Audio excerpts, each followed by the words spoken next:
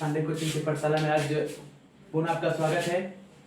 और आज हम और एक जो इतिहास का जो पहला चैप्टर है और उसमें है इटली का एकीकरण। इटली के एकीकरण से संबंधित जो भी कुछ प्रमुख प्रश्न आपके लिए हितकारी हो सकते हैं उसको लेकर मैं आया हूँ। और सबसे पहले मैं चाहूंगा कि जो भी व्यक्ति हमारी वीडियो को देख रहे हैं कृपया हमारे चैनल पर जरूर सब्सक्राइब करें। पढ़ेंगे इटली का एकीकरण। इटली का एकीकरण होता है, लेकिन होने से पहले क्या होता है, बहुत प्रकार की व्यवधान उत्पन्न होती है और इन चीजों को पार करते हुए क्या करता है, अंत में इटली का एकीकरण संभव हो पाता है। यानी इटली का अगर एकीकरण नहीं हो पाता है तो इसका सबसे प्रमुख कारण क्या था? इटली का अगर एकीकरण नहीं हो पाता है तो इसका सबसे प्रमुख कारण क्या था? तो इटली का एकीकरण नहीं होने का सबसे प्रमुख कारण जो था वह था ऑस्ट्रिया, फ्रांस और विदेशी शक्तियों के क्या था, उसके देश पर हस्तक्षेप। यानी जो इटली का सबसे जो प्रमुख कारण होता है एकीकरण नहीं होने का वह था ऑस्ट्रिया, फ्रांस और अन्य भी जो विदेशी जो शक्तियां है वो क्या कर रही थी, बार बार इस इटली पर हस्तक्षेप कर रही थी, अपना अधिकार जमाने की कोशिश कर रही थी, जिसके कारण इटली का एकीकरण संभव नहीं हो पा रहा था। फिर और भी कारण था कि वहां पर बहुत सारे स्वतंत्र राज्य हो गए थे, अलग अलग इटली से बट गए थे और वो स्वतंत्र हो चुके थे। ये भी वहां के एकीकरण नहीं होने का सबसे बड़ा कारण था। फिर आगे जाते हैं तो जो वहां राजधानी होती है रोम, और रोम पर पोप का अधिकार हो जाता है। जो राजधानी रोम होती है, रोम पर क्या होता है, पोप का अधिकार होता है।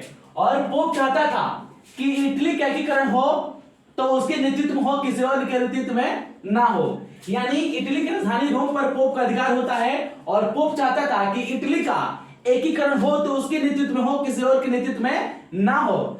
यानी वहां पर जो शासक थे, शासक चाहते थे कि हम अपने स्तर से करें, कोई चाहता था कि हम धर्म के आधार पर एकीकरण करें, लेकिन पोप चाहता था कि किसी के आधार पर ना हो, अगर इटली का एकीकरण हो सकता है तो सिर्फ मेरे आधार पर हो सकता है। यह भी सबसे बड़ा कारण वहां पर बनकर आया, जिसका नतीजा ये होता है कि काफी जो इटली के एकीकरण की लड़ाई होती है लंबी खींच जाती है। क्यों? क्योंकि आपसी मतभेद था। कोई अपने नेतृत्व में लेना चाहता था, पोप चाहता था कि अपने शासक चाहते थे कि हम अपने नेतृत्व में करें, और नतीजा ये था कि वहां पर एकीकरण लेट होने लगा, बिखराव होने लगा। कहता है परंतु 19वीं सदी में जैसे जैसे 19वीं सदी की शुरुआत होती है वैसे वैसे इटली में क्या होती है, राष्ट्रीयता की धीरे धीरे क्या होता है, विकास होने लगता है। ठीक ना? 19वीं सदी की जब शुरुआत होती है तो धीरे धीरे क्या होता है, राष्ट्रीयता का विकास होने लगता है। लोगों को लगता है कि नहीं, अब हमारे अंदर भी राष्ट्रीयता का भावना का विकास होना चाहिए। लोग अपने राष्ट्र, अपने देश के बारे में सोचना शुरू कर देते हैं। फिर कहता है कि जब नेपोलियन इटली पर विजय प्राप्त करता है, ठीक ना, जब नेपोलियन इटली पर विजय प्राप्त करता है तो इसे 3 गणराज्यों में गठित करता है।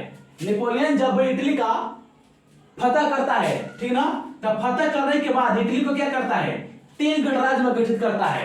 पहला सिसपाइन, दूसरा लुगलियन, तीसरा ट्रांसपेडेन। ये क्वेश्चन आ सकता है कि जब नेपोलियन क्या करता है, इटली फतह करता है, तो इटली को कितने गणराज्यों में गठित करता है? तो इटली को 3 गणराज्यों में गठित करता है। पहला सिसपाइन, दूसरा लुगलियन, तीसरा ट्रांसपेडेन। ठीक ना?